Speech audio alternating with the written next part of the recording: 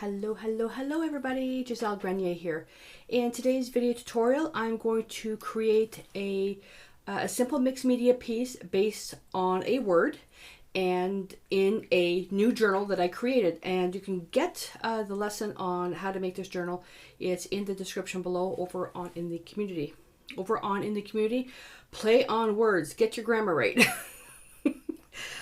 Let's go down to the table. So I have my little journal here, and this is going to be, I was thinking maybe something with music and that, but I thought I would just create the theme of this book as just play, enjoy, just basically fun. And to me, fun includes music, hiking, and all that other good stuff. So I'm going to be working in here. I'm not going to do anything in here because I'm going to, usually what I like to do is when a journal is finished, I like to write something here about where it started and here where it finished after I do the cover.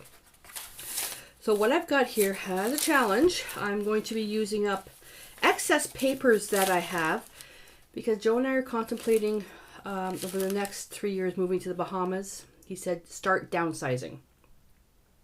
So yeah, I'm not allowed to buy anything. No more stuff. Well, other than paint. But I've got some of the stuff here, and then the words I picked. So I'm going to use up, this is chipboard letters from Tim Holtz, because I don't feel like stamping today or stenciling words. So I'm going to be using that as my prompt. Play. Right now, in this moment, if I were to think of play, if I were to meditate on the word play, right now I can envision myself up north, which is kind of weird because we're going to be moving south, but up north, and I'm thinking like way up north. I've always wanted to go like way up there. I can't because of arthritis and the cold, but up north, hiking, nature, and in a specific time is in the fall when the leaves are all changing. I like that idea. So what I did is I went through my stash and I found my maps, and I thought I would use this map up here, which has the focus word of Temiskaming. And I've got a whole bunch of other stuff here. So really, you know, if you do this yourself, pick the word play and just close your eyes, think about it. What can you see in your mind developing when you think of the word play? So I've got that as my sort of like my background. I'm going to add some texture with a paper doily, and I think that's about it. All I'm going to do with this. And then thinking, okay, well, stencil. So I pulled this out, and I liked this leaf here. So I think I'm going to use this leaf, and it's a Deco Art Americana Decor stencil. What's it called? Tropical. So I'm going to use that. And gesso to prep the page, matte medium to glue everything down. Now the colors, I may or may not use them all, and I'm going to play with Phthalo Green Yellow, Raw Sienna, Hansa Yellow Light, Naphtha Red Light, Translucent White, Titanium White, and then some Green Gold. Now I'm going to show you why I pulled out the Translucent White and then the Green Gold, because I'm looking for a particular green, which I cannot make with their formula here, because PY151, which is the color index number for the specific yellow in this, I don't have it, and it's not made in the media line. So I'm gonna see what I can do here. Alrighty, so we're already almost into 5 minutes of me yakking away. Brushes, flat, round, cosmetic sponge for stenciling, some water, blah blah blah. Oh. Yeah, I didn't clean that, didn't I? Oh, see all these little goodie bits here? Use that for texture in your piece. Well, I'm just going to get paper towel. And Joe didn't oil my chair. Squeaky. So I'm just going to put some gesso on here. Now, the paper that I made this journal out of is just, it's not high-end paper. It's just tinted watercolor paper. And I didn't like the watercolor paper, the color, because I want my paper to be white for the stuff that I was doing. So I thought, well, I'll just use this up. So I made up this, little book using this watercolor paper, And because it is super duper porous, that the paint will just suck right through. So I'm going to make it a practice that in this particular little journal, I'm going to gesso every single page. Doesn't have to be perfect. When in fact, where you know the parts are going to be exposed, you can actually just pounce like this to create some texture. That's that. Okay. Ooh. Oh, look at all that. Oh, you know what? Let's take this stuff here and let's put that in there. Gesso has got like a, almost like a, depending on who, you know, where you get yours from, there may be some with marble dust in it and ground powder. A lot of you make your own gesso, which is totally fine as long as you're not selling the work or making something really important. You should be using stuff that's made for art. Last thing you want to do is if you create something with DIY gesso, if you're selling it and then something happens to it, that's your credibility on the line. And gesso is not expensive. All right, put that in water. So now I have to let this dry, so I'm going to put that aside. And I'm going to do something with this. So my idea with this is to, I'm thinking if I want to put the map right here, but I want to create, I want to put this here, the map there, the leaf here, and then the words here. For color, the map I'm going to leave, I'm going to push the color back a little bit with translucent white. So I've got the green leaf. So I'm thinking I want to put some contrast in there. So I want to get some red in there. So what I think I'm going to do is I'm going to set this into a mid-tone green. So I want to take some phthalo green yellow, and to create color harmony, what you want to do is, without getting into a whole color thing, I've got courses on that. But to create stuff that's harmonious, you want to try to choose colors that lean towards each other on the color wheel. So if I've got phthalo green yellow, I'm going to try to get stuff that leans towards yellow, like Hansa yellow light and Napthol red light.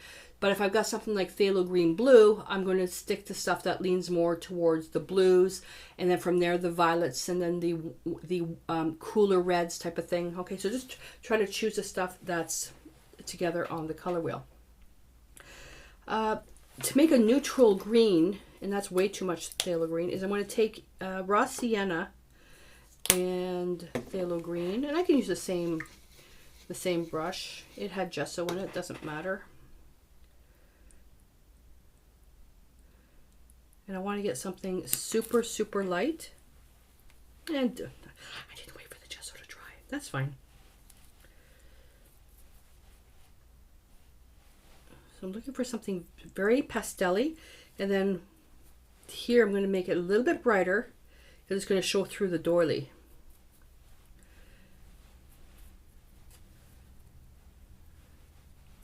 And you can put a napkin or a wax paper through that. Okay, so a lot of that stuff's not going to even show. I'll cover that up. And now I'm going to get now you can use a heat gun or a hair dryer. If you use a hair dryer, this is an old one. It's 1600 watts, blows a lot of forceful air. So when you have stuff that's wet like this, it may actually spread out. If you don't want the water to move around, then let it air dry, or use a heat gun. Just hold it up a lot higher so you don't burn the paper. I'll dry. The texture stayed there a little bit. Look at that. I like the crackling that's happening here. That's just between the gesso and the paint all mixing together. So now I want to put this right here. And this is where you can just get to layer stuff, but I want to paint it first.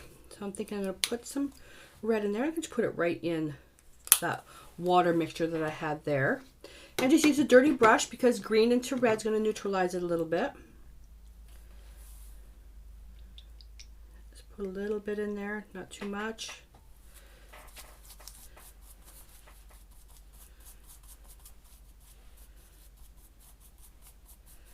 So what I'm looking at are the colors up north.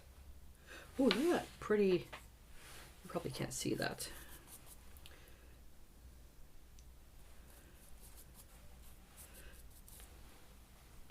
All right, put that in water. That's neat. Put that down there, and there's a bunch of different things. At this point now, it's just about trying different things. If you know how something's going to work out, like just painting, collaging, I know what it's going to look like, but why not try something different? You know, just, you know, like taking the napkin and pushing it into that, because I can use this paper for something else. I like that. That's pretty. And yeah, I can put that right on there. I'm thinking that right there. That's fine. So I'm going to take my matte medium. And actually, I'm going to just dry that for a sec. And just put matte medium over everything. Doesn't hurt. Just builds a barrier layer. Helps seal things in. If you want a much more of a high finish, then just use a gloss medium. And put a little bit on there. And yes, the matte medium is going to go through the holes onto the paper, so I'll have to be careful. Now, if you're using delicate papers, let's say like brain fart napkins or tissue, you can get, DecoArt's got some, I'm umming a lot. They've got decoupage medium just for napkins and tissue, and the formula is just a little bit easier on the texture. It just doesn't pull as much, easier on the texture. Oh my God. So something like that. And then the map, I'm thinking something like that, making sure Temiskaming is showing up. So something like that. And I think I want to do a stamp. So I'm not a stamping expert, so this is going to be something I'm going to play with. So I've got my trusty circle stamp. I want to try doing something with white, but I don't know. This is, what is this? This is Studio G. I got this at Michael's. It was in the clearance bin.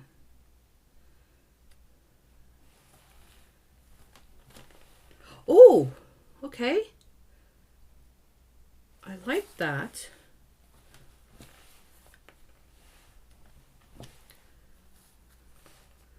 I like that it's not so strong. It looks like a compass. Okay, so I don't need my stays on. Yeah, so Studio G pigment is white. Is it frosty? No, it's not really frosty. All right, so that's that. Now I'm going to collage this, but I want to paint this. I want to set this back a little bit. I would typically use gesso for this and just rub it. I want to try the translucent white. So this is a more of a transparent white. And I'm going to try with the cosmetic sponge.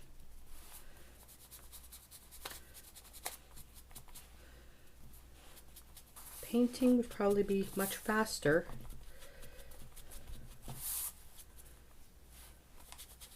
And now the edges with that green gold, I don't know if that's going to work. I don't know if that's going to... Oh, I need a bristle brush for this part. Dry bristle brush.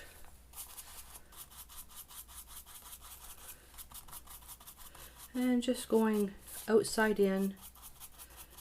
And going outside in the outside of the paper. Because I tore it, it's going to curl a little bit, which I love that look.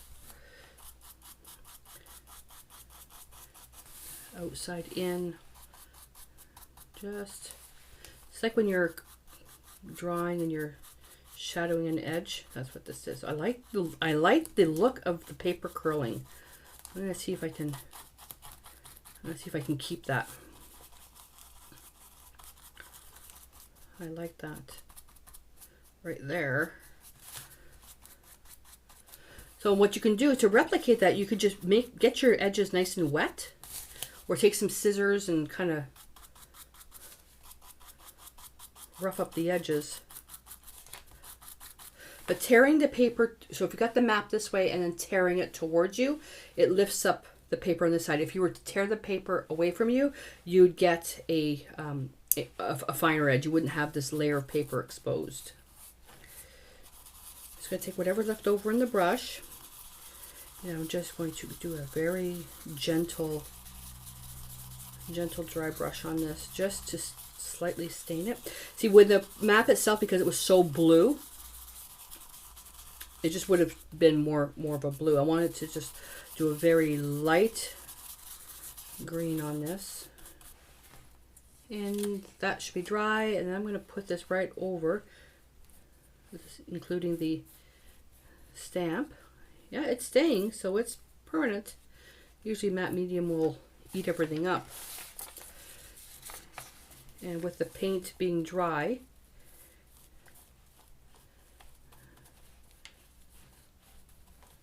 putting a good amount on there.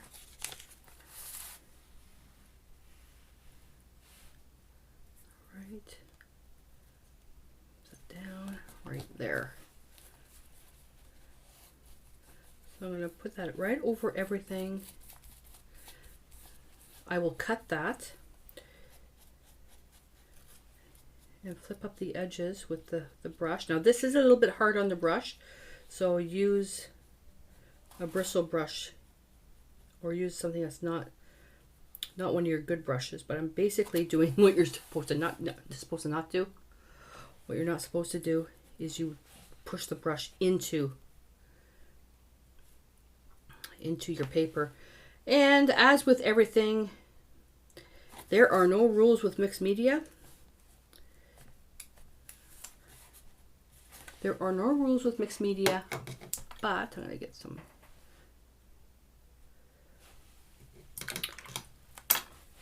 I just want you to be aware this is a little bit rough on your brushes doing this way. What I'm also doing is pushing the matte medium. Nope, can't do it with the left hand, so I'm going to be in the way. Pushing the matte medium right into the edges. It'll create a nice seal. You can play with this till the dogs come home. There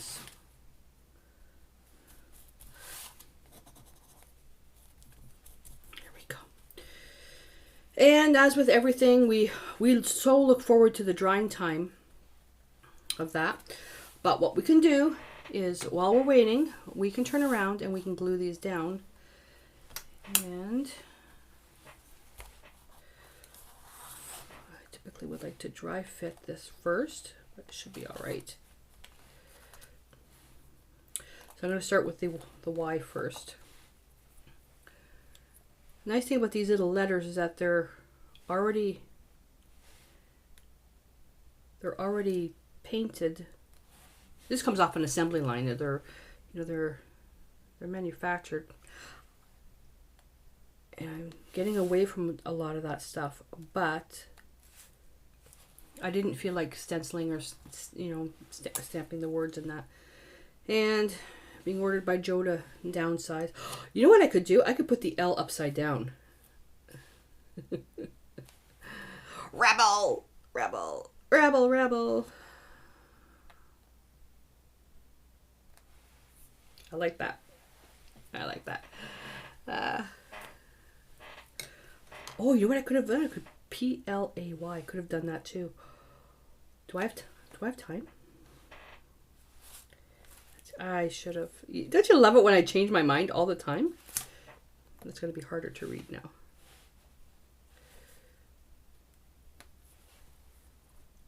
That's kind of neat. I like that. Okay, so let's just keep it with, let's just keep that. And I'll just take this matte medium and I'll, yeah, because I didn't want it to do too much there. That works. That works.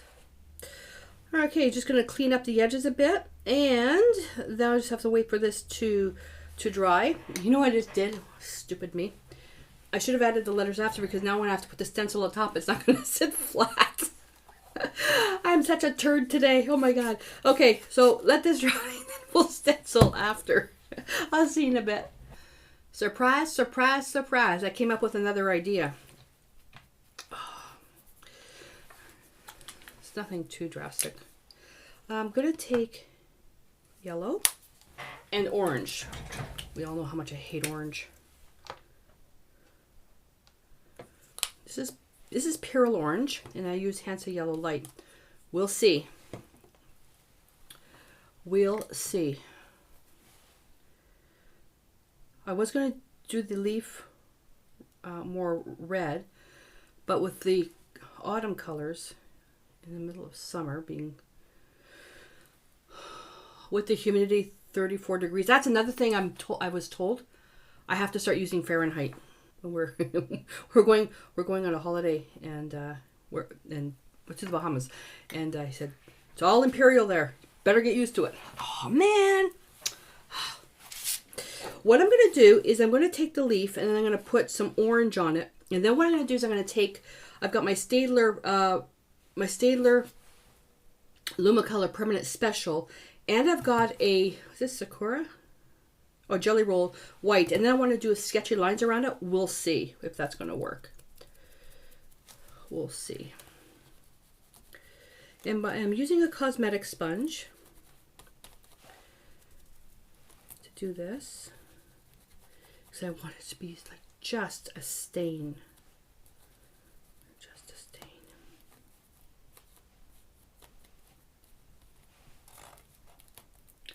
Lift it up.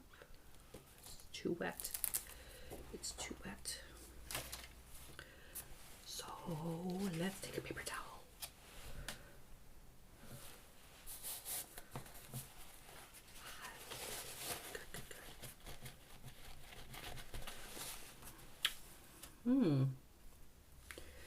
You know what I'm thinking?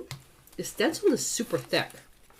It's just that I just gathered a lot of paint. So it's really thick.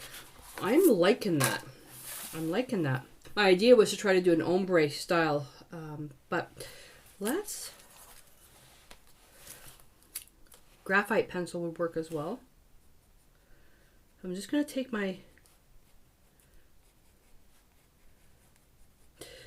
because the idea that I had, I was looking at this, went, do you know what, this could be a journal page when you're actually out. So hiking wise, the green and stuff could just be, you know, for grass.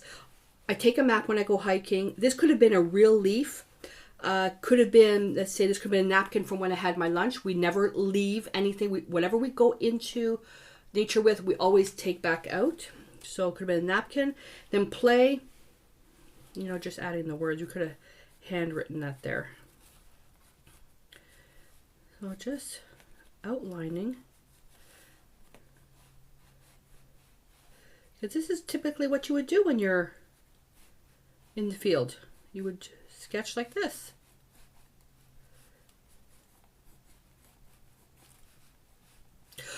So I just finished teaching the a drawing course called Beyond the Essentials of Drawing, and it was a lot of it was based on drawing on the right side of the brain, which is the last time I'm teaching based on that book. But a lot of at the end, then Debbie, talking to you, that she didn't like urban sketching. So one idea is that if you don't like urban sketching, is that you just go out to areas that you like, and then you just sketch that stuff. So I'm just going to highlight some of the areas with the white pen. Keeping it really loose, nothing formal.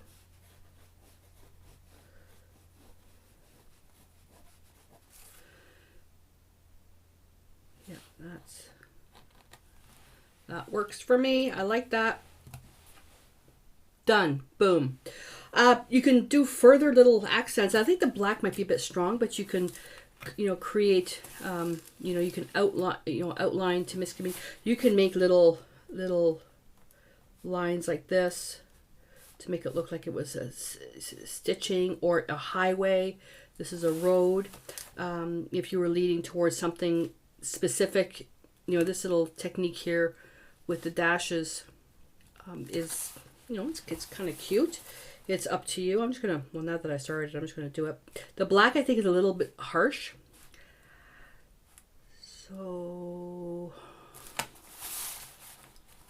if I wasn't so lazy right now, I would have gotten my brown Staedtler liner.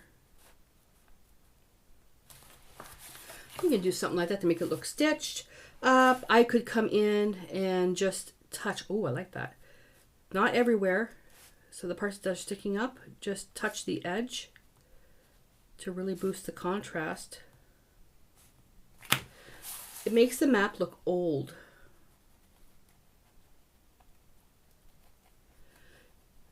sometimes when we do stuff, we say, oh, I forgot to do this, which is, I do that a lot. There's always a way around it. You just have to try and see what works. So that's it, you guys. Quick little thing there.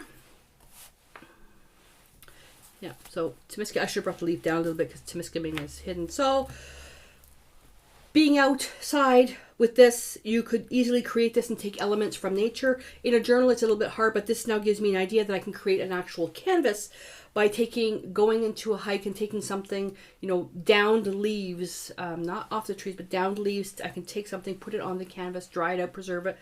And then think of, you know, when going out there, close my eyes, listen, and think of a word, and that will be the word theme for the piece. So other than this, I'll just, you know, tomorrow, actually these are pretty good. Tomorrow I will usually go in, check, make sure things are adhered.